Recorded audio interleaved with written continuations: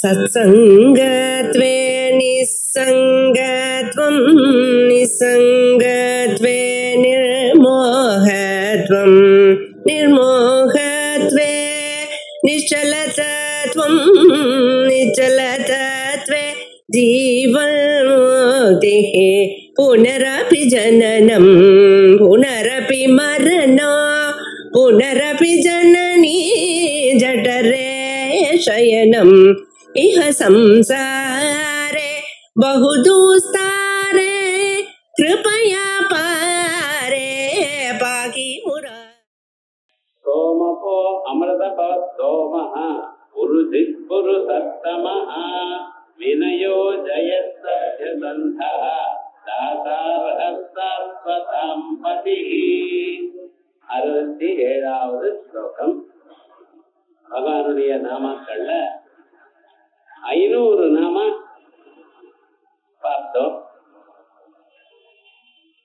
பார்த்தோம்னா அவர் அருளால் பகவன் நாமாவை கேட்கறதுக்கோ பார்க்கறதுக்கோ சொல்றதுக்கோ அவர் அனுகிரகம் வேணும்.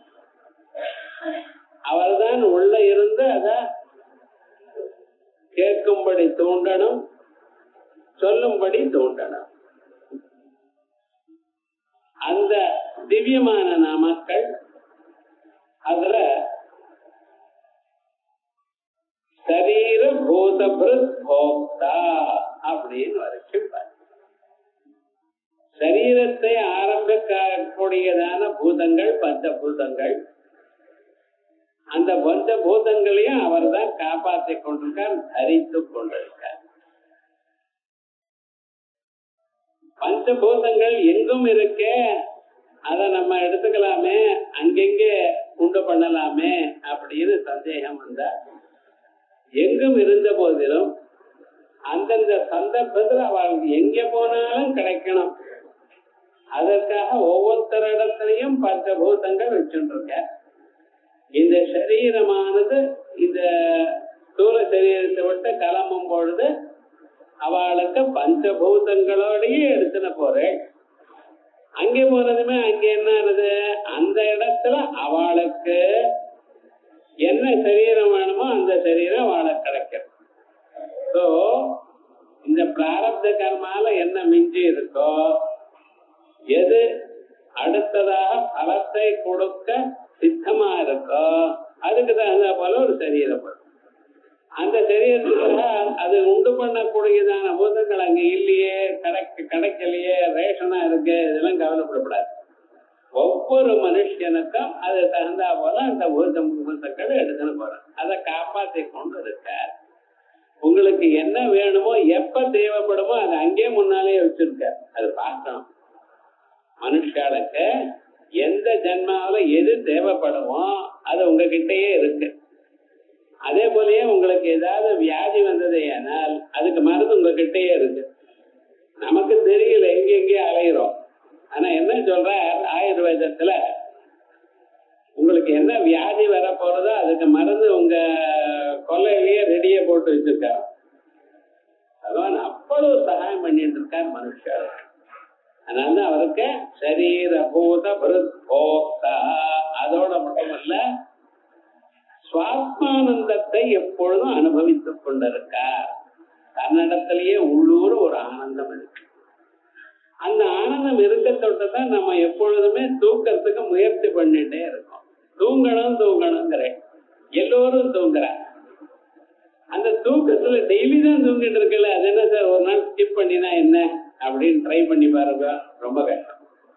அந்த தூக்கம் மட்டும் வரணும், மீது எது விட்டாலும் பரவாயில்ல. சில சமயத்துல பசியா இருந்தாலும் நான் தூங்கிட்டு அப்புறம் எழுந்துக்கு சாப்பிட்றேங்கிறான். விவகாரம் என்ன, அந்த தூக்கத்துல அவ்வளவு பார்த்தேன்.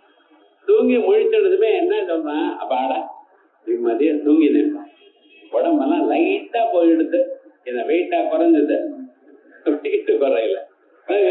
அவன் நினைக்கிறான் கிளீனா இருக்கு, சுத்தமா இருக்கு, சிம்பா இருக்கு, எல்லா காரியத்தை நான் பண்ணுவேன். அந்த தூங்கி எழுந்ததுமே அப்படி ஒரு ஆனந்தம் இருக்கு. அந்த தூக்கத்துல வர ஆனந்தம் என்ன, இதயத்துல இருக்கிற பரமனை பார்த்த ஆனந்தம். ஒவ்வொரு மனிதனும் தன் இதயத்துல இருக்கக்கூடியதான அந்த பரம்பொருள் கிட்ட போய் அவரோட சேர்ந்து அதெல்லாம் சதா சௌமிய ததா சம்பன்னோ பவதி. சதா சத்ரூபமான பரமாத்மாவனிடத்தில் ஹே சௌமியா குழந்தாயே, சம்பன்னோ பவதி உபாதிகள்லாம் விட்டு விட்டு அதோட ஒன்னாக போகிறான் அப்படின்னு சொல்லுது. இந்த சம்பத்தி இருக்க அது ரொம்ப முக்கியம். அந்த சத்தம்பத்தினால்தான் எல்லா செயலும் மனுஷன்னா சௌக்கியமா ஆனந்தமா இருந்துட்டு இருக்கா. அதனால அவருக்கு போக்தான்னு சொல்லலாம். போக்தான்னு நம்ம மாதிரி கர்ம பலங்களை அனுபவிக்கிறது இல்லை. மனுஷன் கர்ம பலத்தை அனுபவிக்கிறான், பகவான் சுவாத்மானந்தத்தை அனுபவிக்கிறார். அந்த சுவாத்மானந்தம் எப்படி இருக்குன்னு உலகத்தில் இருக்கிற எல்லா ஆனந்தங்களும் அதுக்குள்ள அடங்கி கிடக்க. சுவாத்மானந்தல விபூத பிரம்மாத்யானந்த சந்ததி, தனக்குள்ள இருக்கக்கூடியதான இந்த ஆனந்தத்தில் தான் உலகத்தில் இருக்கிற எல்லா ஆனந்தமும் அதுக்குள்ள அடங்கி இருக்கு. 10,000 ரூபாய் வந்ததுன்னா 2 ரூபாய் வந்தா என்ன லாபமோ, 10 ரூபாய் என்ன வந்த லாபமோ, 100 ரூபாய்க்கு என்ன பண்ணுமோ எல்லாம் அதுக்குள்ள பண்ணலாம் வந்தவா. அதே விதமா மிக சிறந்ததான ஒரு ஆனந்தமா பரமாத்மா இருக்க. அதுதான் அவருக்கு போக்தான்னு சொல்லி 500 நாம ஆச்சு. அதற்கு பிறகு அடுத்தது கபீந்திரா. இந்த கபின்னு சொன்னா நமக்கு எல்லோருக்கும் ஞாபகம் வருது குரங்கு. குரங்குக்கு அதிபதி அப்படி அது வர அர்த்தம் தான். ராமராவண யுத்தத்துல என்ன பண்ணினார், அத்தனை குரங்குகளுக்கும் இவர் அதிபதியா இருந்து எல்லாத்தையும் செஞ்சார். இதை செய்யும் பொழுது பகவான் என்ன பண்ணியிருக்கார், அத்தனை குரங்களுக்கும் முதல்ல என்கரேஜ் பண்ணியிருக்கார். யுத்தம் ஆரம்ப காலத்திலேயே எல்லாத்தையும் கூப்பிட்டதுமே நீங்க எல்லாம் யுத்தம் பண்ணுங்க, உங்க இஷ்டமா யுத்தம் பண்ணுங்க, உங்களுக்கு என்ன ஒரு அபயப்பிரதானம்னு ஒரு குரங்கும் பிராணனை விடாது. ஒரு முன்னு யுத்தத்துல போறோம், யுத்தத்துக்கு போறவாளுக்கு முன்னால என்ன இது என்ன பிராணம் போயிடுமோங்கிற எண்ணத்துலதான் யுத்தத்துக்கு போறோம். வாருக்கு போறப்ப நிச்சயமா திரும்பி வருவோங்கிற நம்பிக்கை கிடையாது. எந்த கணத்திலேயாவது ஜெயிச்சவரை கூட பிராணன் விடலாம். ஏன்னா யாராவது ஒருத்தர் வந்து குண்டடித்தானால பிராணம் போயிடும். இருந்த போதிலும் என்ன சொல்ற, நீங்க யாரும் பயப்பட தேவையில்லை ஒரு முன். ஆனா இன்னொன்னு சொல்லியிருக்கேன், யாரும் வேஷம் மாற்றப்படாது, எந்த குரலும் வேஷம் மாற்றப்படாது. அது ஒரு கண்டிஷன். ஏன்னா ராமனுக்கு இந்த வேஷம் மாற்றினா பிடிக்காது. தான் எப்படி இருக்குமோ அப்படித்தான் இருக்கணும். இன்னொருத்தர் மாதிரி தன்னை காட்டிக்கிறது பார்த்தல அந்த ஏமாத்துறது அதை பிடிக்காது. ஒரு காலத்துல முதல்ல அனுமார் வர இருக்கு ராமனை பார்க்கறதுக்காக வரும் பொழுது சுக்ரீவன் மேல இருக்கான், மலைக்கு மேல ரிஷிருங்க மலைக்கு மேல இருக்கான், ரிஷி மூக்க மலைக்கு மேல. இவர் அனுமார் அனுப்பிச்சிருக்கார். அனுமார் வர வந்து ராமனோட நேர பேச வேண்டியது தானே அனுமார். இவர் பார்த்தார், நம்ம குரங்க இருந்தோன்னா ஒரு மனுஷன் குரங்கு கூட என்ன பேசுறது அப்படின்னு பேசுவாரோ மாட்டாரோ, அதனால சரியா வராதுன்னு சொல்லிட்டு ஒரு வேஷம் கட்டிட்டார், சன்னியாசி வேஷம். அப்பெல்லாம் சன்னியாசி வேஷம் தான் ரொம்ப ஈஸி போல இருக்கு. ஏன்னா மாரீச்சனும் அந்த வேஷத்துல தானே வந்தேன். அதனால எப்படா அந்த வேஷத்தை கொண்டு வந்ததுமே ராமனோட பேசுறேன்.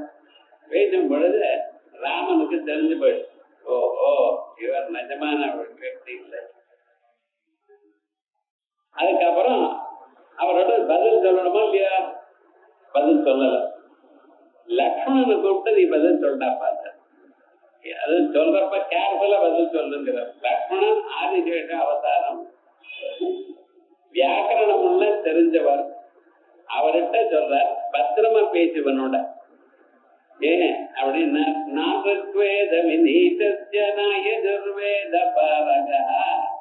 ருக்வேதம் முழுமையா அத்தியனம் பண்ணாது பண்ணால் இவ்வளவு வினயம் இருக்காதுப்பா. ருக்வேதத்துக்கு சுலபம் என்னன்னா மனுஷர்களுக்கு வினயத்தை கொடுக்கும். எதிர்வேதத்துக்கு வளர்ச்சி பேசக்கூடியதான யோக்கியத்தை கொடுக்கும்.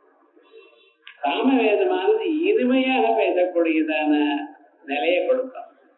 இவர்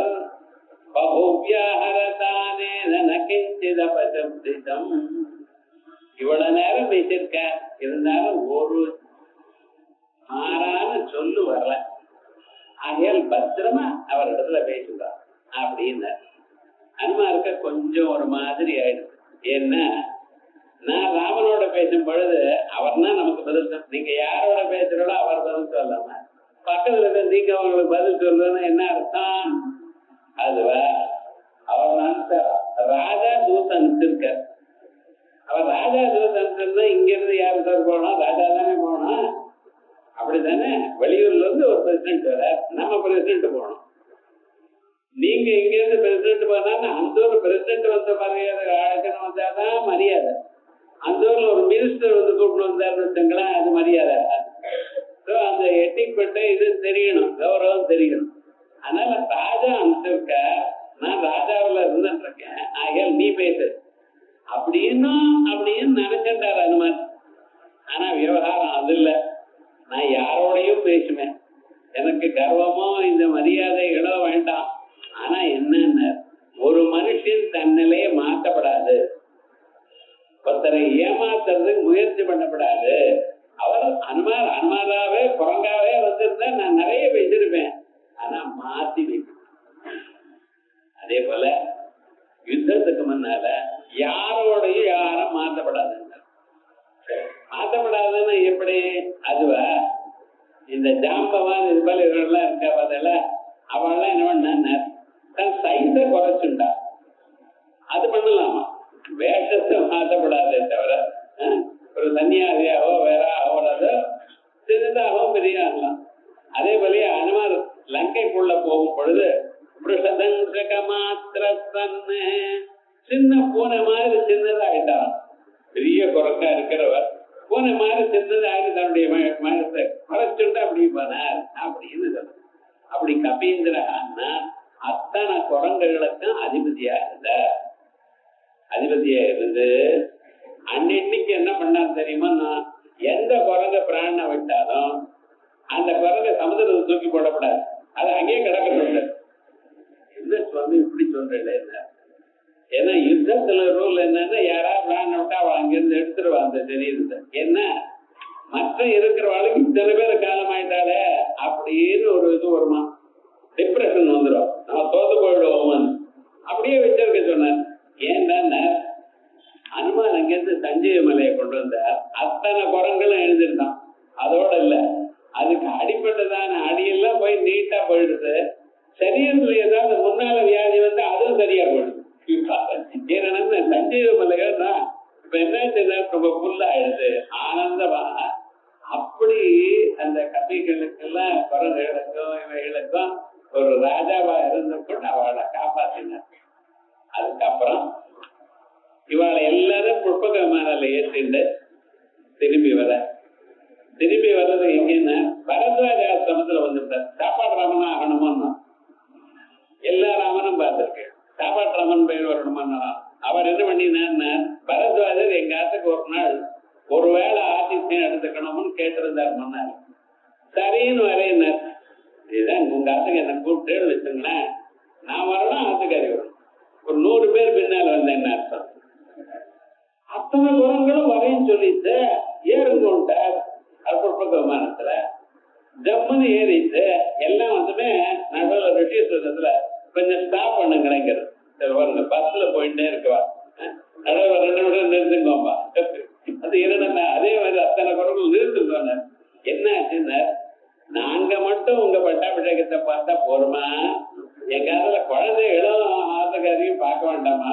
எப்படி இருக்கு பத்திரம்? பக்தி பிரியா பக்தி கம்யா பக்தி வத்தியா பயாபா. எது இருந்தாலும் இந்த பக்திக்கு அணங்கி இருப்பாரா பகவான். கவின்னு இருந்தது. அத்தனை குரங்களும் ஏறிட்டு வரிசையா ஏறினதுமே அவ அப்ப மறுபடியும் கேட்கிறா, என்ன ஆச்சுன்னா, நாங்க இங்க பரதாசாசனத்துல இறங்க சொல்றேன், இறங்குறோம். ஆனா அங்க இருக்கிறவாள்லாம் மனுஷியா. அந்த மனுஷன் இந்த குரங்குகளை பார்த்தோன்னா நடுங்கி விடுவா. அவன் என்னோட சரியா பழக மாட்டா. அதனால ஒரே ஒரு தரம் நாங்களும் மனுஷியாலாம் மாறலாமான்னு இவர்கிட்ட ராமர்கிட்ட வந்து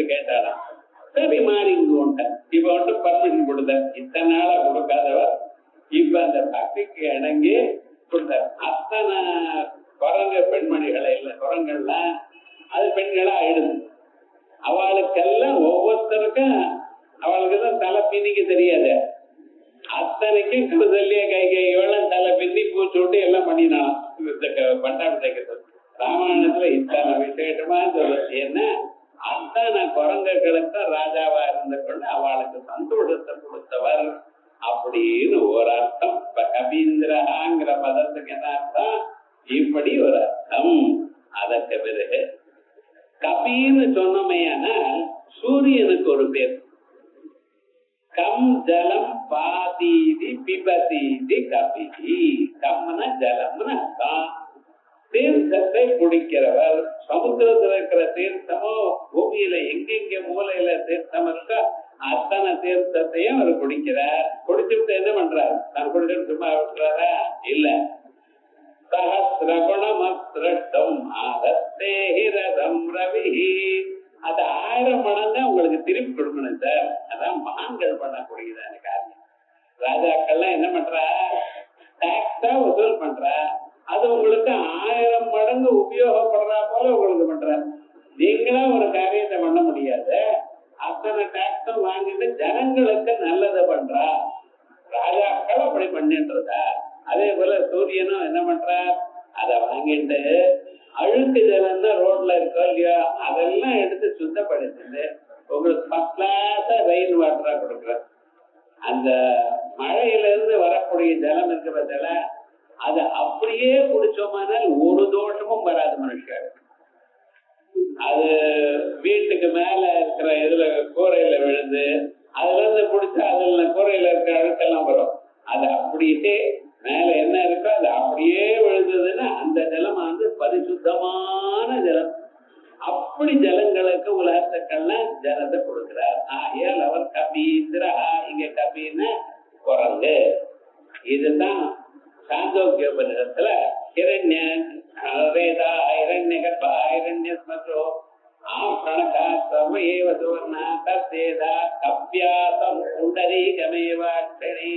அப்படின்னு சொல்றது.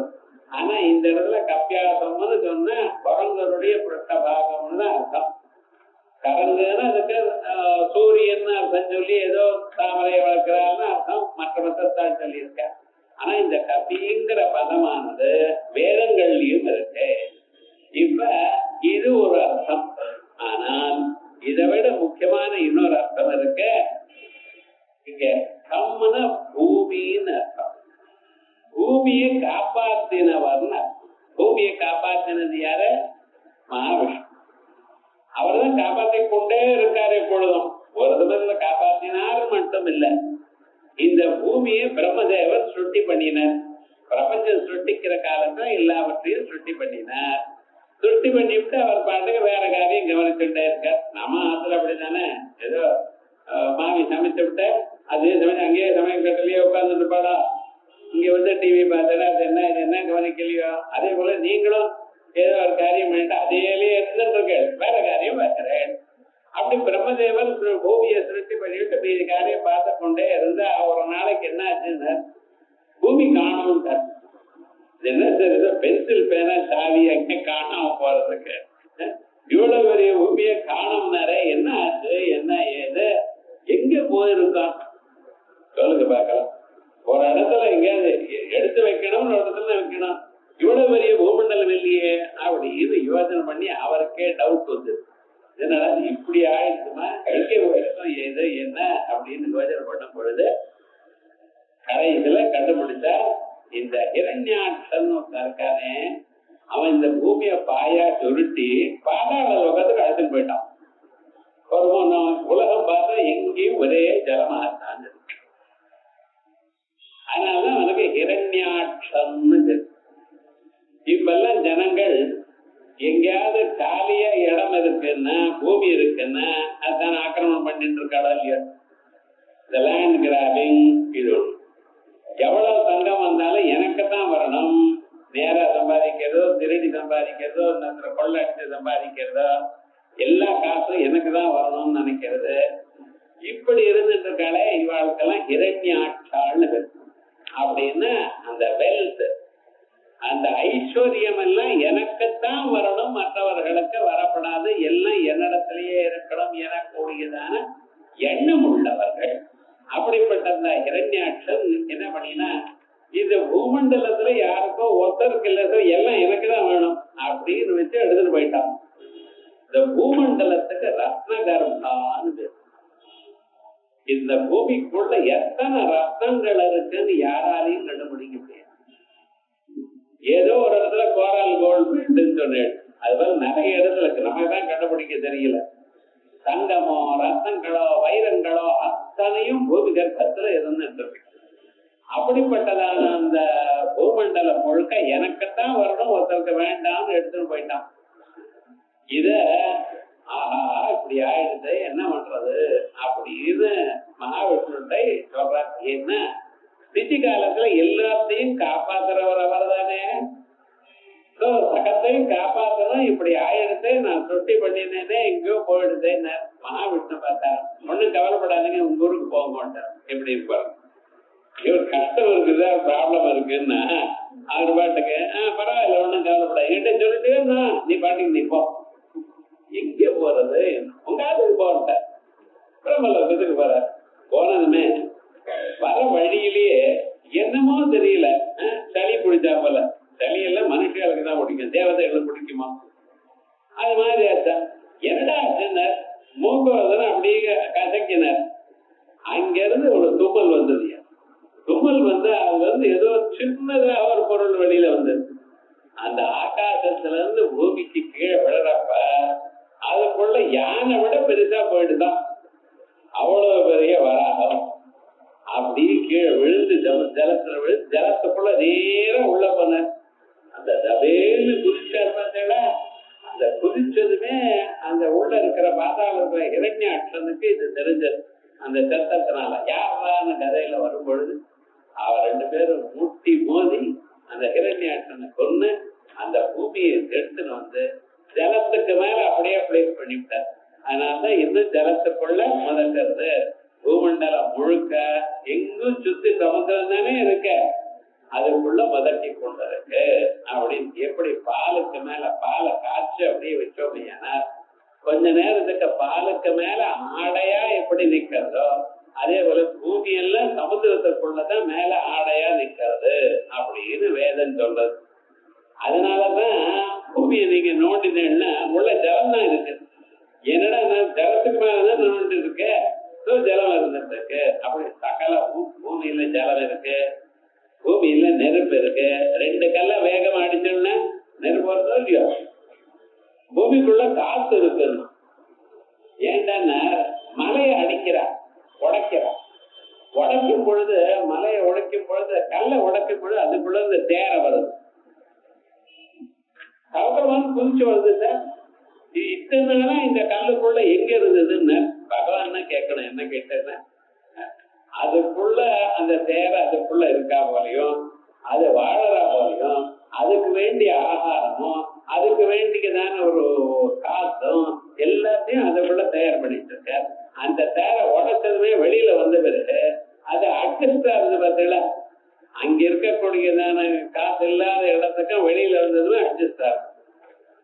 இங்க இருந்து நீங்க பத்ரிநாத் கேதார்நாத் அங்கே இங்கே போயிருந்தா ஆக்சிஜன் ரொம்ப குறையும் சார்.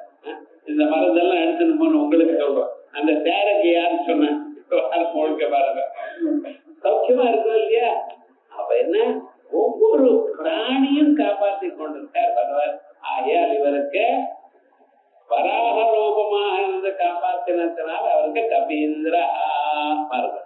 கபிஷ்டாதோ இந்திரஸ்தாயிதே கபிஹி வராஹ வராஹம் பபுராஸ்திதா கபீந்திரா. இது கவனிக்கணும். பன்னீர்னு சொன்னமையானால் அது ரொம்ப அபக்கியமா இருக்கு அப்படின்னு நம்ம நினைக்கிறோம். பகவான் அப்படி நினைக்கல. 17-14 பவனங்கள்ல இருக்கக்கூடியதான எல்லா ஜீவராசிகளும் நம்ம தான். நம்ம சரீரத்திலேயே தலைமுடி இருக்க, இதயம் இருக்க. இதயம் தான் ரொம்ப முக்கியம், தலையெல்லாம் என்னமோ முக்கியம் இல்லை அப்படின்னு சொல்வல. முக்கியத்துவம் கொடுக்கணும்னா யாருக்கும் தலையில என்ன இருக்குன்னு தெரியல. ஆனா தலைமுடியை தொட்டா கையெலம்பணும்னு சொல்றோம். சாஸ்திரம் என்ன சொல்றத முடிய தொட்டா கையெல்லாம்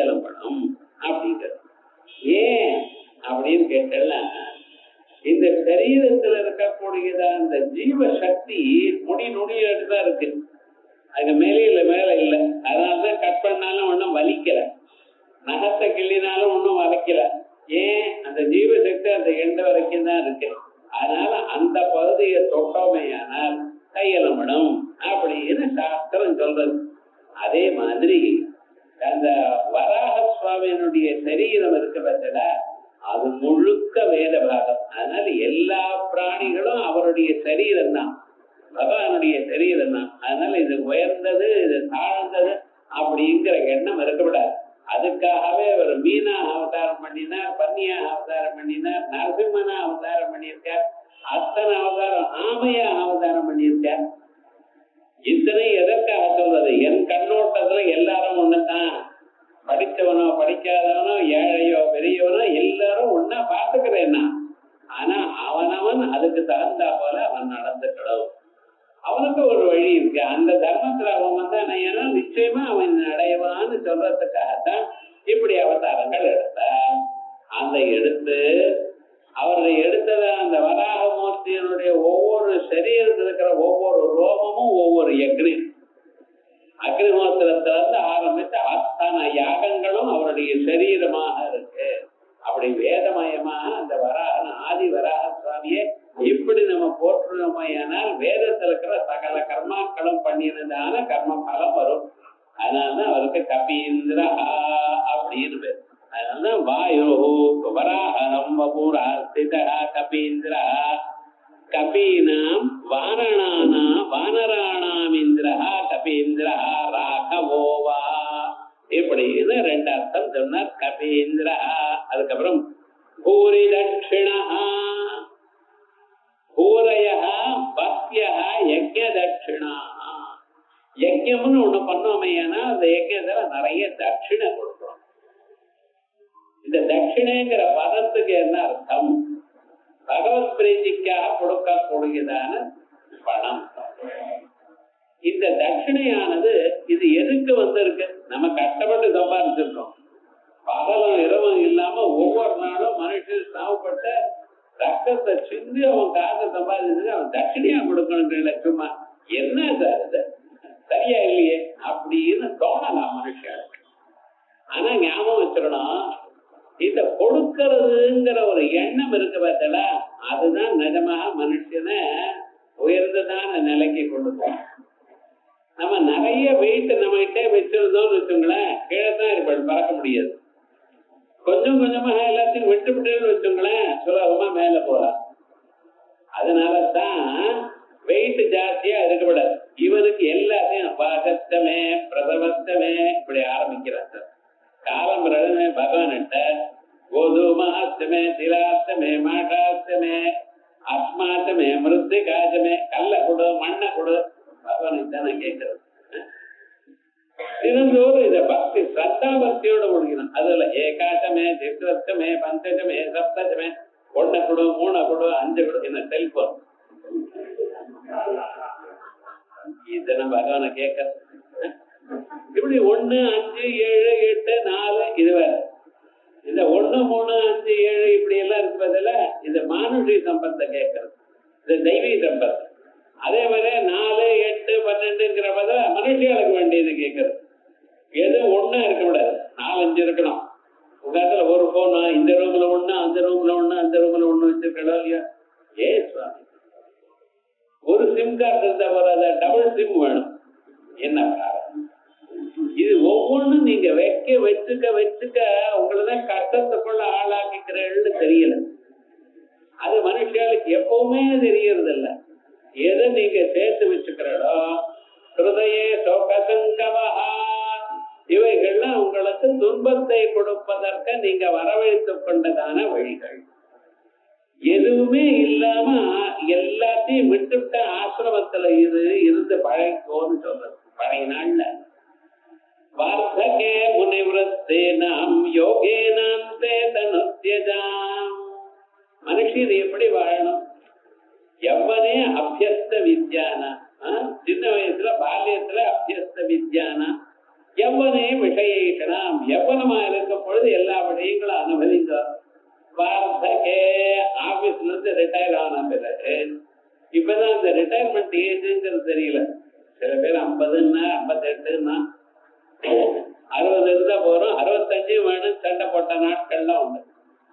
இப்ப புதுசா வந்த ஜெனரேஷன் 45ல ரிட்டையர் ஆனா பரவாயில்ல எல்லோரும் நினைக்கிறான். என்னத்தான் தெரியும், என்னமோ அவளுக்கு இந்த 45 50 ஆயிரம் இனிமேல் நம்மளால வாழ முடியாது சார், அவ்வளவு டென்ஷன்.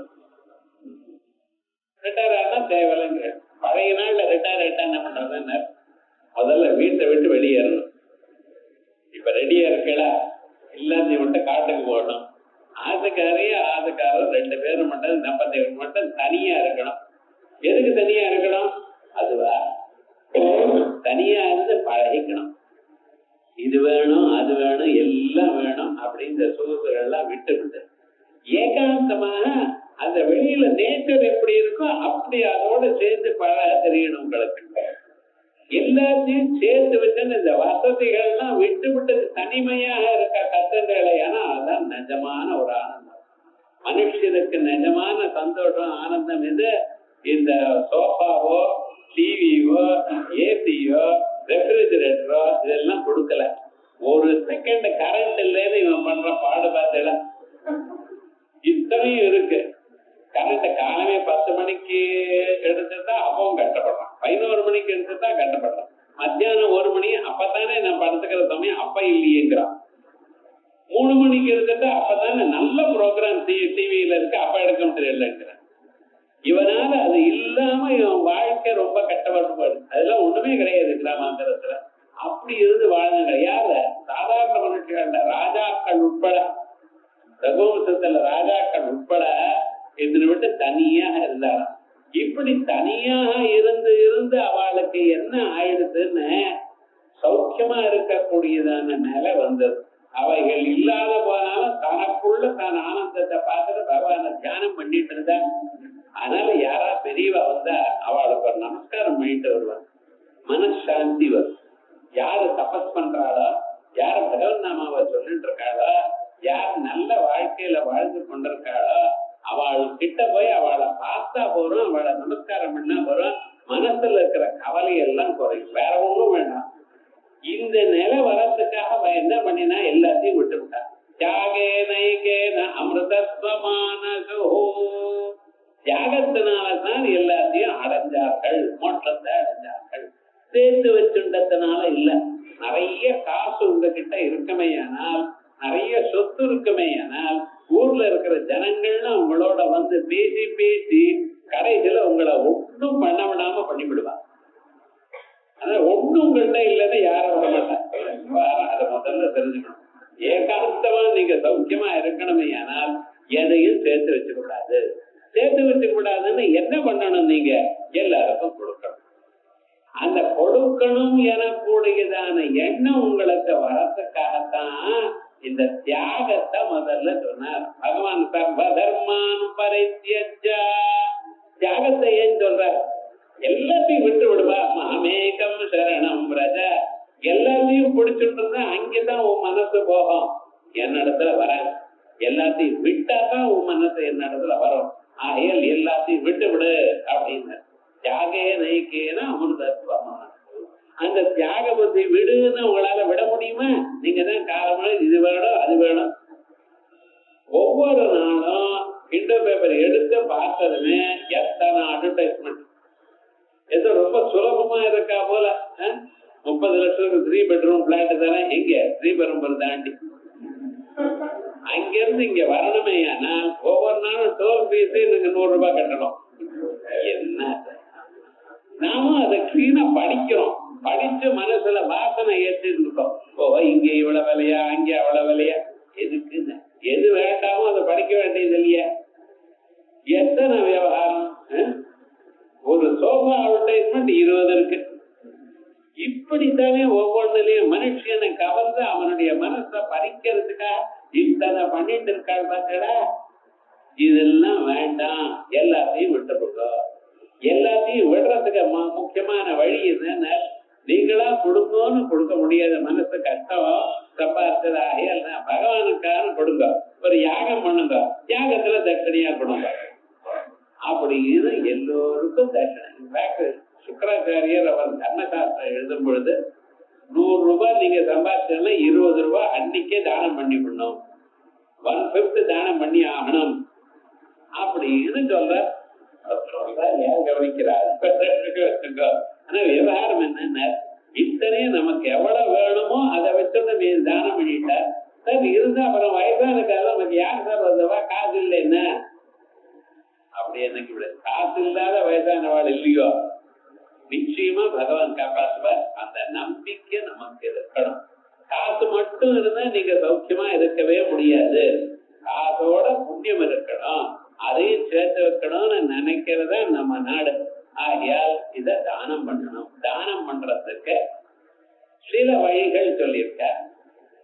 மனுஷியால் எல்லோருக்கும் தானம் பண்ணணும். நம்மளை விட குறைச்சலா இருக்கிறவாளுக்கு தானம் பண்ணணும்.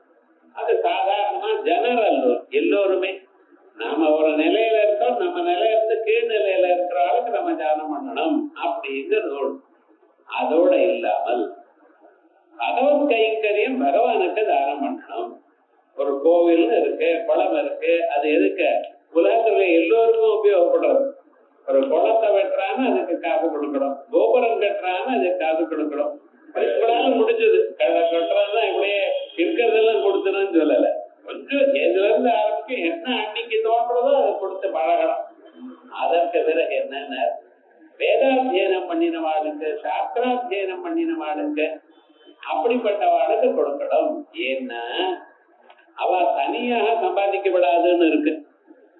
அவ இப்படித்தான் இருக்கணும். அவ ஜபம் பண்ணிட்டே இருந்தா தான் அவளை கண்டா நமக்கு க்ஷேமம் ஏற்படும், மனசாந்தி வரும். ஆனால் அப்படிப்பட்டவாளுக்கு தானம் பண்ணணும். அதோட ஆச்சாரசீலரால இருக்கவாளுக்கு தானம் பண்ணணும் அப்படின்னு சாஸ்திரம் சொல்றது. இப்படி தானம் பண்ணி யஜ்ஞத்துல பண்ணக்கூடியதான தானம் பூரின்னு பேர். பூரி தட்சிணா.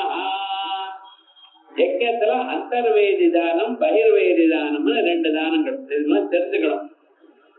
வேதினா யஜ்ஞம் பண்றதுக்கு முன்னாலேயே அதுக்கு மேல அந்த யாகம் பண்ணக்கூடியதான இடம் இருக்கு பத்தில, அந்த இடத்துக்கு பக்கத்திலேயே ஒரு இடம் வச்சிருப்பான். அதுல தன்னுடைய காசு இவ்வளவு தானம் பண்றேன் அப்படின்னு வச்சு அங்க எடுத்து வச்சு பண்ணுவாங்க. வச்சு விட்ட பிறகு அதுக்கப்புறம் என்னாச்சுன்னா அது யஜ்ஞம் முடிச்சு விட்டு ரிசிப்ட்கள் எடுத்துக்கணும். முன்னால அவ தொடக்கூடாது. இவர் நடுவுல அதுக்கு செலவுக்கு இல்லைன்னு எடுத்துக்க கூடாது. அது வேற வைப்பாங்க.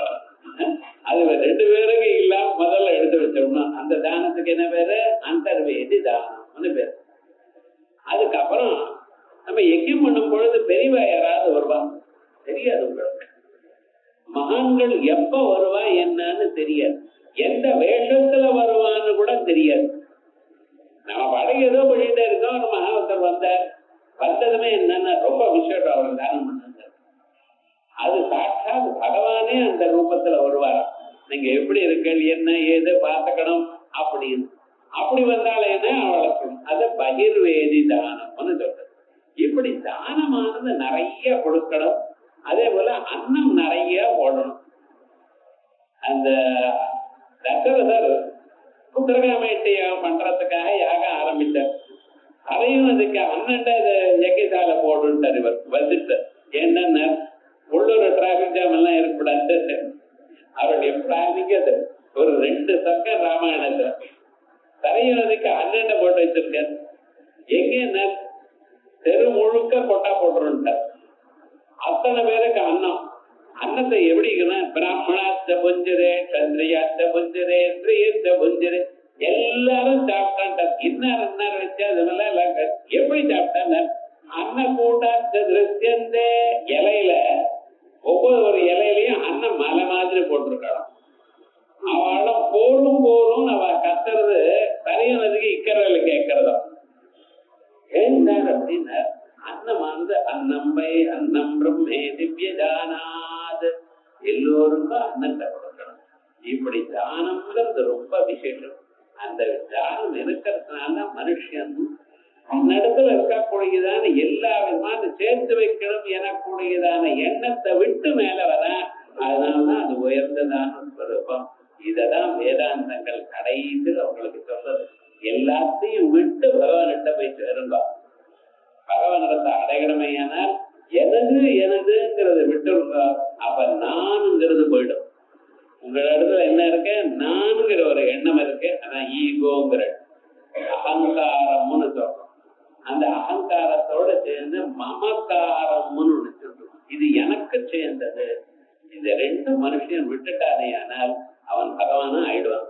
ஆகையா இந்த அகங்காரம் போகணுங்கிறதுக்காக, மமக்காரம் போகணுங்கிறதுக்காக தான் முடிஞ்ச வரைக்கும் தானம் பண்ணணும்.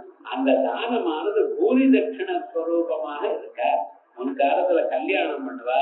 கல்யாணம் பண்ற காலத்துல எல்லோருக்கும் பூரி விவாகமானது பூரி தட்சிணைன்னு கொடுப்பா.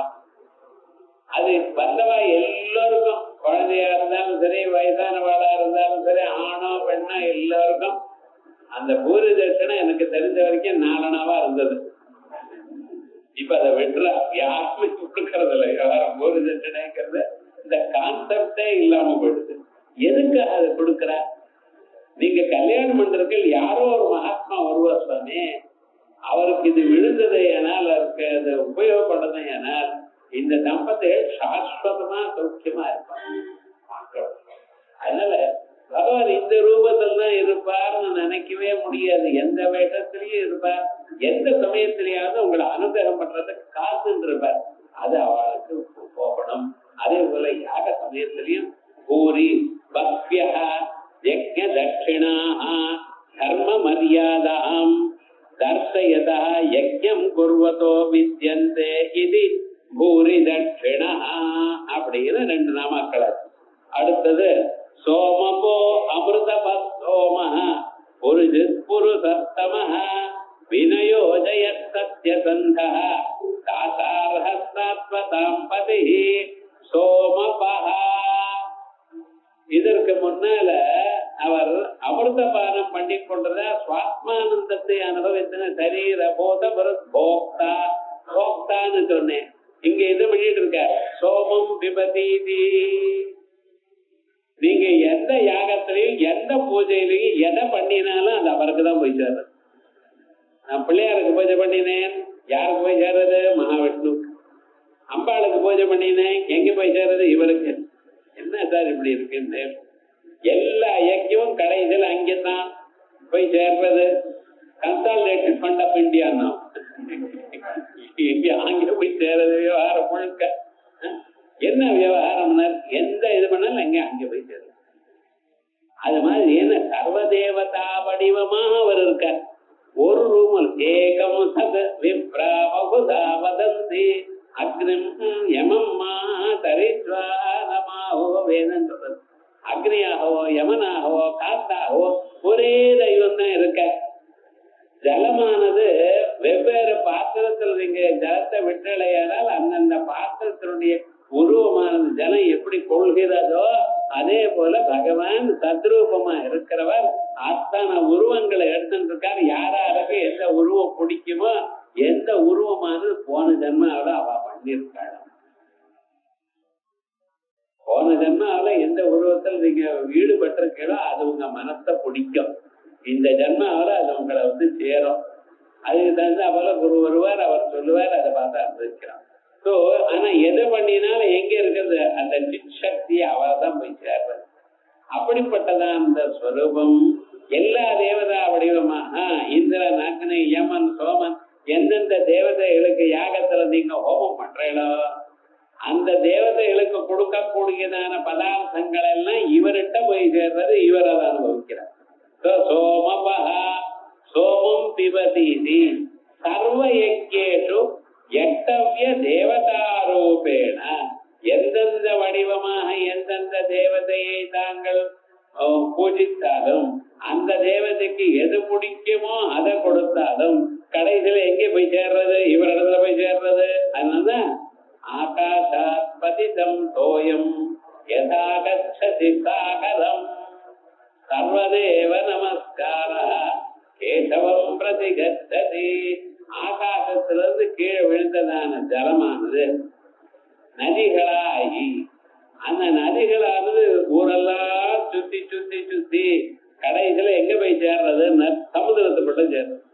அது சேர்றதுக்கு முன்னால் அந்த நதிக்கு என்னென்ன கௌரவம் தெரியுமோ, இது கங்கா, இது யமுனா, இது தனியா சரஸ்வதி, இது காவேரி, இது கிருஷ்ணா அப்படின்னு ஜனங்கள்லாம் சொல்லி அதுக்கெல்லாம் பூஜை பண்ணி என்னென்ன கௌரவம் பத்தின இன்னொரு ஊர்ல பண்ணினான பாபம் எல்லாம் புண்ணிய கஷேத்திரே வினசியது, அந்நிய கஷேத்திர கிருதம் பாபம் புண்ணிய கஷேத்திரே வினசியது. அங்கெங்க பண்ணின பாபங்கள்லாம் புண்ணிய கஷேத்திரத்துக்கு போனா அங்க ஏதாவது பண்ணா பாபம் எல்லாம் போயிடும். புண்ணிய கஷேத்திரே கிருதம் பாபம், புண்ணிய கஷேத்திரத்திலே போய் அங்கேயே பாபம் பண்றான். என்னடா பண்றதுன்னா பாரணாத்தியம் வினசியதி, காசியில போய் கங்கையில போய் முழுகினா பக்கல பாப்பம் போயிடுது. அவன் கங்கையில போய் முழுகி வெளியில வரான், வெளியில வந்ததுமே அங்க வந்து அடிச்சான். காசியிலேயே பண்ணின பாப்பம் எங்க போகணும்? கும்பகோணே வினசியதீனம். என்ன உங்க ஊர் கும்பகோணமான அவன் கும்பகோணே பண்ணின பாப்பம் எங்க பண்றதுன்னு கும்பகோணே கிருதம் பாபம் கும்பகோணே வினசியதி. அதுக்கு அத்தூர்ல இருந்து வரைக்கும் போக விட மாட்டோம். ஏன் சொல்ல வந்தீங்கன்னா அந்த அளவுக்கு எங்க இருந்து அந்த பாபமா இருந்தாலும் எல்லாம் அந்த ஊர்ல போறது. அதே போல அத்தனை ஜலமும் அந்த ஸ்வரூபமும் எங்க போய் சேர்றது, அதுக்கு ஒரு மரியாதை கௌரவம் எல்லாமே இருக்கு. ஆனால் சமுத்திரத்தோட ஒன்னார பரியந்தம் ஒன்ஸ் சமுத்திரத்தோட ஒன்னா சேர்ந்து போயிடுது. ஏனால் இனிமேல் அதுக்கு பேர் இல்ல, ஊர் இல்ல, சமுத்திர இத்தியேவம் புரோச்சதே. அதே விதமாகத்தான் எந்தெந்த பகவானுக்கு தனித்தனியாக நீங்க அர்ச்சனை பண்ணீங்கன்னா, கோவிலுக்கு வர சுப்பிரமணிய சுவாமிக்கு அர்ச்சனை பண்றேன் ஏண்டா பொண்ணு கல்யாணம் ஆகணும், பிள்ளையாருக்கு அர்ச்சனை பண்ணேன் ஏண்டா ப்ரமோஷன் வரணும்னு, அனுமனுக்கு போய் அர்ச்சனை பண்ண ஏண்டா காரிய சித்தி ஆகணும். இத்தனையும் நீங்க நமஸ்காரம் பண்றேன் அர்ச்சனை பண்றேன். ஆனா இதெல்லாம் எங்க போய் போறது தெரியுமா? நேரம் அந்த பரமாத்மா தான் போய் சேர்றது. கர்ம பலத்தை அவர் தான் கொடுக்கிறார். அவர் கொடுக்கிறப்ப என்ன பண்றது தெரியுமா? நீர் யார் வழியாக எங்க போனாலும் அந்த வழியாக அவருக்கு தான் கொடுக்கிறார். மயிலாப்பூர்ல இருக்கக்கூடிய கற்பனாம்பாளுக்கு நமஸ்காரம் பண்ணீங்கன்னா கற்பனான்கள் வழியாக தான் உங்களுக்கு பலம் வரும். இங்க எங்க அப்ளிகேஷன் போட்டாலும் அங்கேதான் வந்து சேரும். இதெல்லாம் பழைய நாள்ல வச்சிருக்கான விவகாரம் முழுக்க. திருப்பதி சுவாமிக்கு வேண்டிட்டு அது உபதேபுரம் கோவில்ல சமாதானம் பண்ணலாமான்னு கேட்டான். என்ன பண்றது? பணங்கோட்டை வேற கோழிக்கல, அங்கே போக முடியல, தரிசனமே வரமாட்டேங்கிறது. நீங்க இந்த ஸ்ரீனிவாச பெருமாள் பண்ணுங்க விவகாரம். ஆனா விவகாரம் என்னன்னா, உங்களுக்கு எங்கெங்க நீங்க தியானம் பண்றீங்களோ, எந்த மூர்த்தியை பின்பற்றீங்களோ அதன் வடிவமாக உங்களுக்கு பலம் வருது. ஆனா பலத்தை கொடுக்கிறவர் எங்க பரமாத்மா. சோமபா யஷ்டவ்ய தேவதாரூபேண சோமபா கர்ம மரியாதாம் தர்சயன்னு யஜமான ரூபேணவா சோமபா. சோமபான யஜ்யம் பண்றவன். பாருங்க, நம்ம நாட்டுல பகவானும் அந்த செய்யக்கூடியதான செயலும் அதை பண்றவனும் எல்லாம் ஒண்ணுதான். யாரு பகவானை சேவிக்கிறான் அந்த பக்தன், அந்த பகவானுக்கு சமானமான ஸ்டேட்டஸ் கொடுத்திருக்கோம். இது எங்கேயாவது சொல்லுவாளா? இவன் பகவானுக்கு பக்தன் இருக்கான், அவருக்கு சேவை பண்ணிட்டு இருக்கான், சேவகனா இருக்கான், அகிம்சனா இருக்கான். தாசதாச சரமாவதி தாசதாச தாசஸ்ய தாச இதுமே ஸ்மரமே உட்கார்ந்தாங்கிறார் குலசேகர ஆழ்வார். உன் தாசனுக்கு தாசனா தாசனுக்கு தாசனா என்ன நானே அப்படிங்கிற. ஆனா நாம என்ன நினைக்கிறோம், பகவானுக்கு எந்த ஸ்வரூபமோ அதே ஸ்வரூபம் தான் நான். அதோட மட்டும் இல்ல, அவனை நான் உத்தமனா கிரகிச்சேன்னு வேறு சொல்ல. அபிச்சே சுதுராச்சார பஜதேமா அனன்யபா.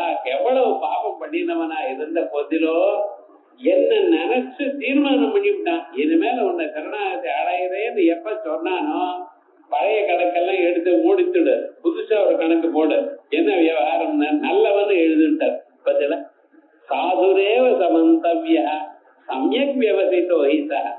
அந்த அளவுக்கு எஜமானனையும் நம்ம பகவான பார்த்து கொண்டிருக்கோம். சோமபா பிறகு அமிர்தபா, அமிர்தத்தை பருகினவர்.